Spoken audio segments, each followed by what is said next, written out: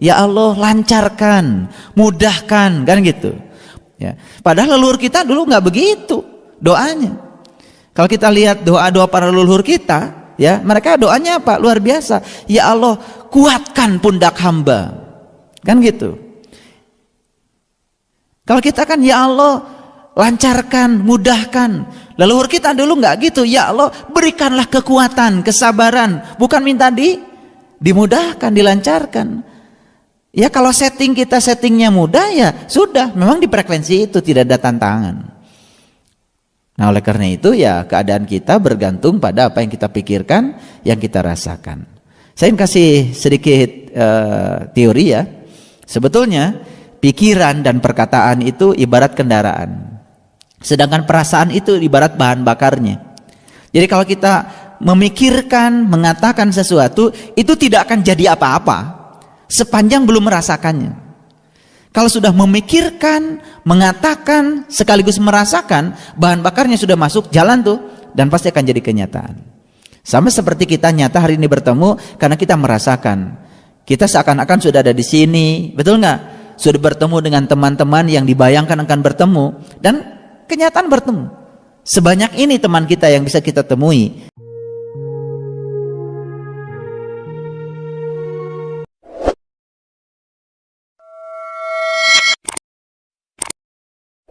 Pertemuan-pertemuan, kalau ada orang memimpin doa kan doanya selalu begitu. Ya Allah, lancarkan, mudahkan, kan gitu. Ya. Padahal leluhur kita dulu nggak begitu doanya. Kalau kita lihat doa-doa para leluhur kita, ya, mereka doanya apa? Luar biasa. Ya Allah, kuatkan pundak hamba. Kan gitu. Kalau kita kan ya Allah, lancarkan, mudahkan. Leluhur kita dulu nggak gitu. Ya Allah, berikanlah kekuatan, kesabaran. Bukan minta dimudahkan, dilancarkan. Ya kalau settingnya mudah ya sudah, memang di frekuensi itu tidak ada tantangan. Nah oleh karena itu ya keadaan kita bergantung pada apa yang kita pikirkan, yang kita rasakan.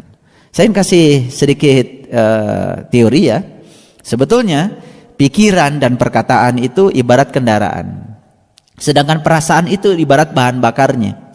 Jadi kalau kita memikirkan, mengatakan sesuatu, itu tidak akan jadi apa-apa sepanjang belum merasakannya. Kalau sudah memikirkan, mengatakan, sekaligus merasakan, bahan bakarnya sudah masuk, jalan tuh, dan pasti akan jadi kenyataan. Sama seperti kita nyata hari ini bertemu, karena kita merasakan. Kita seakan-akan sudah ada di sini, betul nggak? Sudah bertemu dengan teman-teman yang dibayangkan akan bertemu, dan kenyataan bertemu. Sebanyak ini teman kita yang bisa kita temui, karena barangkali itu yang kita pikirkan dan kita rasakan tadi pagi, dan itu membuat kenyataan hari ini. Ya, jadi doanya harus diubah ya. Jangan minta bebankan ringan hamba ya, cengeng sekali ya. Tapi minta kuatkan pundak hamba. Sederhana sebetulnya, tapi ini sangat dalam, sangat luar biasa bagi orang yang tahu. Bagi yang tahu ya, bagi yang tidak tahu ya biasa-biasa saja.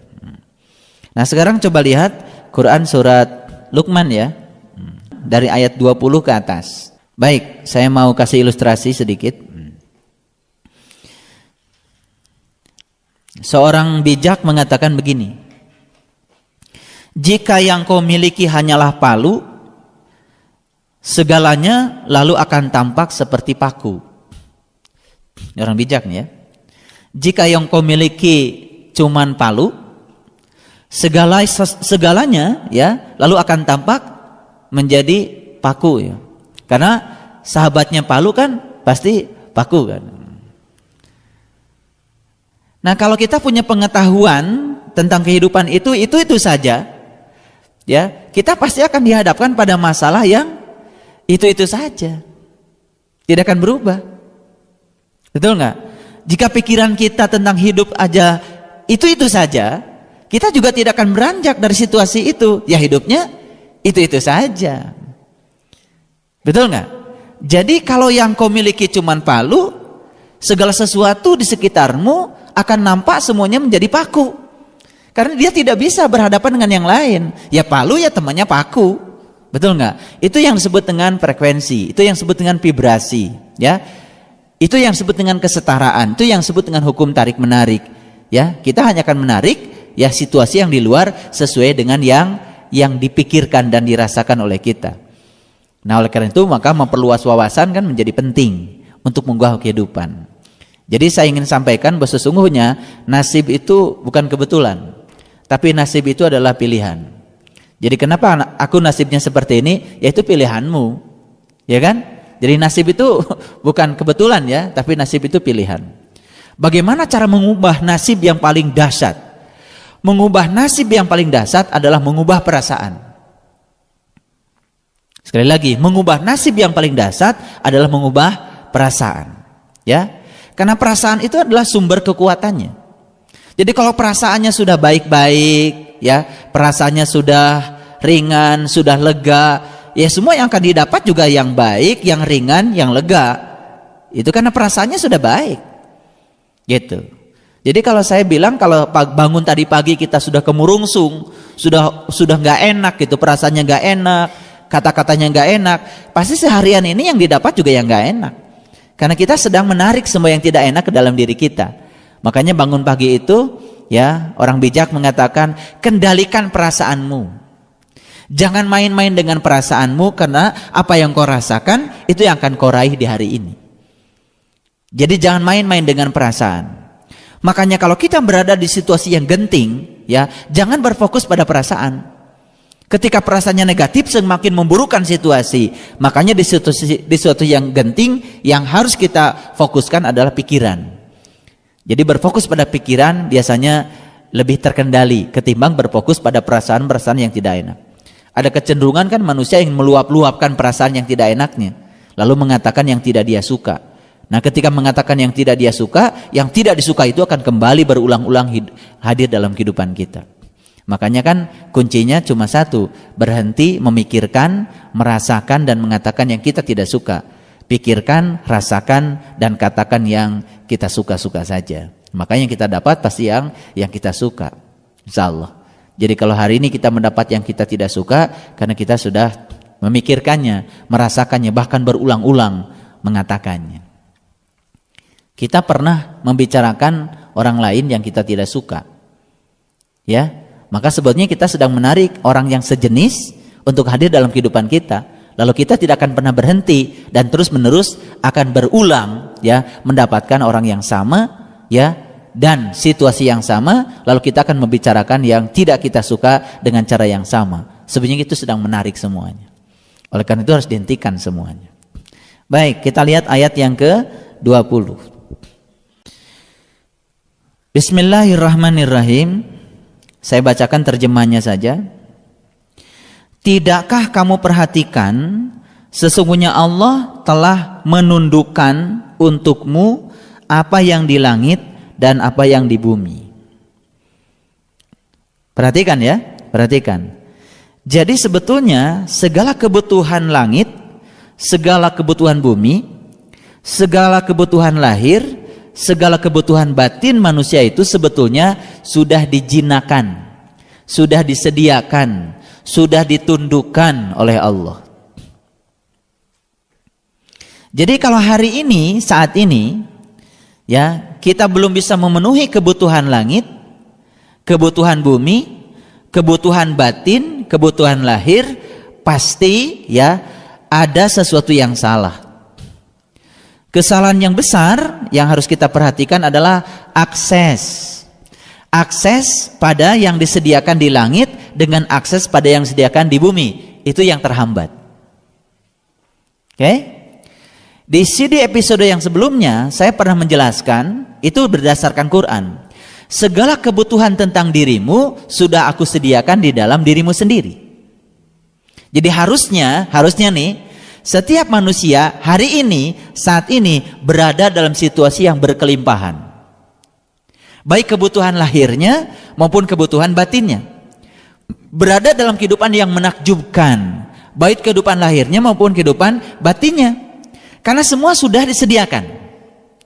Jadi begini, sejak kita lahir, semua kita itu dikasih gelondongan emas yang sama. Sama. Lalu kok kita melihat, oh orang lain pakai kalung, kok orang lain pakai cincin, orang lain kok pakai giwang, gitu ya. Kok saya tidak? Lalu kita merasa saya tidak punya, betul nggak? Padahal sebetulnya kita sudah diberi gelondongan emas yang sama. Cuman yang lain sudah mengolahnya, kita masih ditaruh, bahkan lupa naruhnya di mana. Beda satu dengan yang lain kan di situ saja. Keterampilan mengolah kehidupan yang membuat dia menjadi berbeda.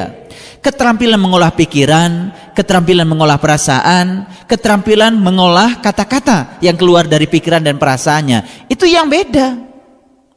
Ketika lewat toko sepatu, ada sepatu yang mahal, ya, yang satu mengatakan, aduh bagus sekali ya sepatu ini, pasti saya bisa membelinya. Dia pasti bisa membelinya, walaupun tidak saat itu. Tapi yang satu rampok, misalkan gitu ya, sepatu di mana-mana juga murah, ya, kemudian pakai kata-kata yang lebih canggih lagi, kurang ajar nih, jualan mahal sekali, ya, sebetulnya dia sedang menutup dirinya untuk punya sepatu itu dengan kata-kata dia. Ketika dia mengatakan, wah, daripada beli sepatu gini lebih baik beli comro, ya comro saja, dia nggak beli sepatu, ya, yang dia pikirkan comro kok. Saya bukan mengatakan comro itu sepele dibandingkan dengan sepatu, kan berarti tidak ada artinya, betul nggak?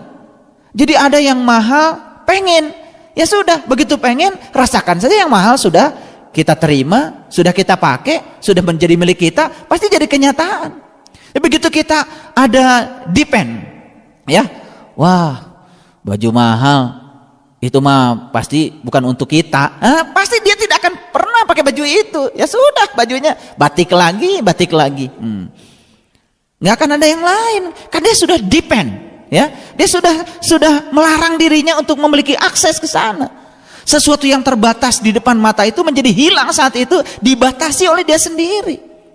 Jadi saya yang kasih tahu, ini berita bagus. Semua yang kita dapat keterbatasan karena kita pernah memikirkan terbatas. Begitu lihat di televisi orang pergi umroh, Ari Abdi mah dati mana? Ya sudah, tidak akan pergi. Tapi begitu dia, saya juga pasti, bahkan dia mendahului dia. Orang lain yang naik pesawat belum nyampe di Mekah, dia udah nyampe di sana, perasaannya bahkan udah muter di Ka'bah. Ada sahabat kita, ya, sahabat kita di Jakarta, dia ingin pergi ke Cina, ingin merasakan tembok Cina, ya, dia merasakan sudah ada di Cina, ya, padahal dia cuma seorang guru kursus, ngasih kursus ke rumah-rumah, ya, penghasilan tidak seberapa. Lalu dia merasakan, Pak, saya sudah merasakan kaki saya pegel. Kenapa? Pegel banget. Saya seperti sedang menaiki tembok Cina. Sudah di sana saya, Pak. Subhanallah, ke sana dia. Cara itu bukan urusan kita, itu cara urusan Allah. Nah, ketika kita memikirkan siapa kita, lalu kita memikirkan cara, begitu memikirkan cara, ya sudah. Abdi mendamung saukur pada malkieu atau timana, ya sedang memikirkan cara. Cara kita kan terbatas. Kita sedang memikirkan yang terbatas, padahal Allah sudah memberikan yang tak terbatas. Ulangi lagi. Saya perlu memberikan penegasan. Quran itu luar biasa. Mekanisme kerja Quran pun luar biasa. Sayang sekali, Quran ini, ya, Quran ini tidak pernah disebut-sebut ayatnya. Tapi banyak orang-orang spiritual yang sudah mengambil manfaat dari pengalaman hidupnya yang menakjubkan, tapi mereka tidak menyebut itu ayatnya. Bedanya sekarang saya dengan percaya diri, itu Quran, ini ayatnya. Ulangi lagi. Tidakkah kamu perhatikan sesungguhnya Allah telah menundukkan untukmu yang di langit dan yang di bumi. Oke? Jadi segala kebutuhan langitmu, segala kebutuhan bumimu, lahir batin sudah ada, ditundukkan, dijinakan, sudah dimasak, dimatangkan. Tinggal ngambil kita, cuman akses kita ke sana sering dihalangi oleh pikiran, perasaan dan kata-kata kita sendiri. Betul nggak? Iya. Coba lewatlah di rumah-rumah besar kayak Setra Duta. Apa yang terpikir oleh kita? Wah, apalagi berpikirnya buruk. Ini orang dari mana ya? Punya uang, kok rumahnya segede ini? Ya sudah negatif dia pikirannya. Betul nggak? Lalu dia menjadi berburuk sangka pada orang. Dia juga sedang mengakses kesempatan untuk punya rumah sebesar itu. Betul nggak? Akibatnya sudah kontraktor terus. Ya ngontrak terus masuk saya. Ya tiap tahun kan ganti rumah terus. Memang rumahnya banyak, tapi kontraktor. Berpikirnya sudah seperti itu. Seakan-akan yang bisa begitu orang lain. Saya ingin katakan sebetulnya orang senang dengan orang yang tidak senang. Perbedaannya bukan soal nasib. Beda perasaannya saja. Beda dirasa. Karena dia berpikir senang. Bahkan dia merasakan senang sudah ada dalam dirinya. Betul nggak? Jadi sebetulnya semua orang miskin dirusak oleh perasaan miskin yang ada pada dirinya. Perasaan miskin itu yang memelihara kemiskinan. Iya kan? Iya. Orang lama makan di restoran, dari mana saya? Kan gitu. Lalu dia mengatakan, abdi masak ya ge, cekap. Lalu disebut syukur. Nah ini salah kaprah syukur. Syukur itu bukan sekedar menerima apa adanya, tapi berupaya untuk mengubah keadaan setelah menerima keadaan itu. Jadi syukur itu bekerja keras sebetulnya. Ya, bukan menyerah pada keadaan. Lalu yang paling enak itu ketika kita menyerah pada keadaan, biar dibenarkan banyak orang, syukur pisan eta mah, kan begitu. Padahal bukan, itu bukan keadaan syukur. Dia sedang berputus asa pada rahmatnya Tuhan. Beda ya, tipis banget gitu. Ya cuman kalau tidak dibedah kayak gini kan gak ngerti. Baik, sekarang saya mau lanjutkan. Ini kalimat yang berikutnya luar biasa. Tidakkah kamu perhatikan sesungguhnya Allah telah menundukkan untukmu. Mu di sini siapa? Siapa mu di sini? Ya mu di sini yang membaca. Sekarang kita sedang membaca. Betul nggak? Jadi mu karena sedang membaca. Jadi untuk semua yang membaca, ini ada berita gembira nih. Allah sudah menundukkan yang di langit dan di bumi untukmu. Jadi ingin berubah nasibnya? Rubah perasaannya sekarang juga. Bukan menghayal, mengubah perasaan. Beda sekali ya. Kalau menghayal itu ya, diam saja menghayal. Nah, kita mengubah perasaan tapi tetap kita melakukan kehidupan sebagaimana adanya. Yang kerja tetap bekerja. Ya, bukan sekedar mengubah perasaan diam aja di kursi, bukan itu. Kan kita disuruh bertebaran kemana-mana. Tapi apapun yang kita usahakan tidak akan pernah terjadi. Kita susah payah dari pagi sampai sore, dari Senin sampai Jumat melakukan tindakan yang seperti itu, kerja keras, tapi perasaan kita tidak diubah. Jadi maksud saya, ya, gitu. Kita sudah kerja keras. Oke, sekarang saya mau kasih tahu. Semua kita barangkali dididik oleh lingkungan. Yang namanya santai itu Sabtu Minggu saja di akhir pekan. Betul nggak? Senin, Selasa, Rabu, Kamis, Jumat, hari kerja keras. Ya sudah, Senin sampai Jumat kehilangan momen untuk menikmati kehidupan. Karena pikirannya juga Senin sampai Jumat mah kerja keras. Momen-momen indah hanya dia didapat di akhir pekan, itu pun kalau ada waktu, itu pun kalau ada duit. Betul nggak? Karena sudah dia berpikir, aduh ya, misalkan orang tidur di hotel yang mewah, dia pikir, dari mana saya bisa di situ? Betul nggak? Lebih baik kan beli lotek. Ya sudah lotek. Gitu. Kan dia sendiri sudah tidak mengizinkan ada di sana. Ngerti maksud saya? Ya beda ya. Saya tidak cerita menghayal, tetapi memikirkan, merasakan, ya. Kemudian kita menerima seakan-akan itu sudah ada. Makanya syukur itu kebanyakan selama ini kan salah kaprah. Kapan Bapak Ibu bersyukur? Kan terhadap apa yang sudah kita miliki. Betul nggak? Sekarang saya ajarkan syukur tipe baru. Bersyukurlah terhadap apa yang belum dimiliki, yang diinginkan seakan-akan itu sudah hadir dalam kehidupan kita. Terima itu betul sekali, nyata. Ya, jadi dimensi syukurnya diubah sekarang. Ini udah canggih banget ini ngaji kita. Selama ini kita bersyukur terhadap apa yang sudah terjadi, yang sudah dimiliki. Ada syukur yang lebih canggih lagi, yang belum kita miliki, yang kita inginkan, yang belum sampai di depan kita, syukuri, dan itu sudah menjadi milik kita. Saya mau mempraktekkan sedikit, ya, ngasih tahu. Dulu, saking senang, saking inginnya saya menyenangkan orang tua.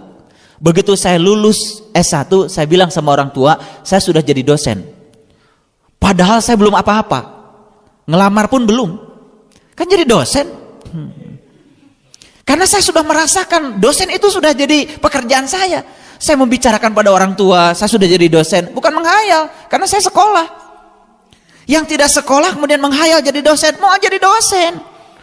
Betul kan? Kan tetap persyaratan dunia harus dipenuhi, harus punya ijazah. Setelah saya punya ijazah, saya membayangkan jadi dosen. Saya memikirkan dan merasakan, saya sudah kerja di lab, saya terima gaji, jadi. Dan banyak hal lain yang terjadi dalam kehidupan yang tidak bisa sebut satu-satu. Itu diproduksi oleh pikiran dan perasaan yang positif. Ya. Iya. Sederhana? Sederhana. Ini harus perlu diperhatikan. Nah, coba lihat kalimat berikutnya. Dan menyempurnakan untukmu nikmatnya lahir batin. Jadi kan tadi Allah cerita langit dan bumi. Di bawahnya Allah cerita lahir batin. Kan ada hubungan. Langit berhubungan dengan batin, bumi berhubungan dengan lahir. Betul nggak? Jadi sebetulnya kita itu harusnya hari ini kehidupannya menakjubkan. Jadi kalau untuk makan hari ini saja kita masih kesulitan, kan ada masalah, betul nggak? Makanya bangun tidur pagi, udah ya, rencanakan hari itu, ya, jadikanlah ya Allah hari ini hari yang baik bagiku, tumbuhkan perasaan yang baik, makan yang baik-baik, ya kan? Bertemu dengan orang yang baik-baik, semua akan diproduksi oleh pikiran kita. Jadi yang menciptakan kehidupan kita hari ini, pikiran, perasaan, dan kata-kata kita sendiri. Allah itu cuma Rabbul Alamin saja. Sang keberadaan kun fayakunnya dia Allah di belakang, ya, cukup beliau hadir di belakangnya untuk merealisasikan segala sesuatu. Jadilah. Tapi mekanisme kerjanya bergantung pada mekanisme kerja pikiran, perasaan, dan kata-kata kita. Baik, kita teruskan dulu. Jadi Allah akan menyempurnakan nikmatnya lahir batin. Jadi lahirnya susah, batinnya juga susah, ya kan? Akses ke dunia lahir susah, akses ke dunia batin juga susah, ya kan? Jadi apa kita? Ya kan? Jadi hidup itu terus saja kerja keras. Saya sering ngetes ya, di rumah ada orang yang kerja. Saya bilang, kamu udah punya sepeda motor? Atuh pati mana? Apaan bapak ge uninga abdi makan pada melan dengan kieu korek-korecok, ya sudah. Sampai mati pun dia korek-korecok. Tapi yang maju sedikit pikirannya, sekarang saya tukang tembok, besok saya harus ngeborong rumah. Ada pikiran gitu di situ. Bahkan merasakan dia sudah jadi pemborong. Jadi pemborong. Banyak juga yang sukses, sekolahnya tidak tinggi, tapi dia mengubah nasib dengan mengubah pikiran dan perasaannya. Sukses juga. Tapi yang stagnan, ya, dia berada nyaman di kondisi itu, ya sudah begitu saja. Dia puas dengan mendapatkan uang 85.000 sehari, kerja dari pagi sampai sore. Sudah memang segitu, dia tidak bisa mengubah keadaan. Ngerti maksud saya? Jadi sebetulnya Allah yang Maha Kaya sudah menyediakan sesuatu yang tak terbatas. Saya mau kasih tahu, kebutuhan uang kita terbatas atau tidak terbatas? Tidak terbatas, betul nggak? Tapi pikiran kita tentang uang kan terbatas, betul nggak? Iya, kita berlawanan terus sebetulnya. Di satu sisi kita punya kebutuhan tentang uang yang tak terbatas, tapi kita punya pikiran tentang uang yang terbatas. Lalu kita kan mikir gini, ya, begitu terima gaji dari suami langsung dimasukkan ke dalam amplop, ya. Begitu anak bilang, "Mah, fried chicken." Ah, fried chicken nggak ada di amplopnya, gitu kan? Ya nggak akan makan fried chicken. Ya paling lenca lagi. Seputar itu karena memang tulisannya lenca. Nggak ada yang lain. Sudah dipatok seperti itu. Hidup berdasarkan gaji tok gitu. Wa yarzuqu min haitsu la yahtasibnya nggak dibuka. Ya, nggak dibuka. Padahal sebetulnya banyak orang-orang hebat di semesta yang mengatakan kepada kita, aku mendapatkan kehidupan yang menakjubkan yang aku tidak pernah memikirkannya. Banyak orang pergi haji bukan karena hasil dia. Bahkan mungkin saja, mohon maaf, kita punya rumah, seperti Bunda Surya bilang, aku punya rumah tidak membeli kok. Dan beliau ceritakan kepada saya, betul-betul tidak membeli. Tapi punya rumah. Bahkan kita ketika mendapatkan uang hasil upaya kita masih misterius. Uang yang kita dapat pun kita nggak ngerti lari kemana. Betul nggak? Uang yang kita dapat belum tentu jadi rumah. Yang tidak kita usahakan malah jadi rumah. Betul nggak? Banyak cara. Tuhan punya tangan yang banyak. Yadullah fawqa aydihim. Banyak cara. Saya sekarang sedang menanam manusia nih. Menanam manusia memang tidak bisa dipanen setahun, 10 tahun. Tapi ini bisa dipanen 100 tahun. Dan 100 tahun yang akan datang ketika saya panen, saya sudah tidak ada lagi yang memanenkan yang lain. CD ceramah saya itu visioner. Itu untuk ke depan. Makanya kita rekam aja sekarang semuanya.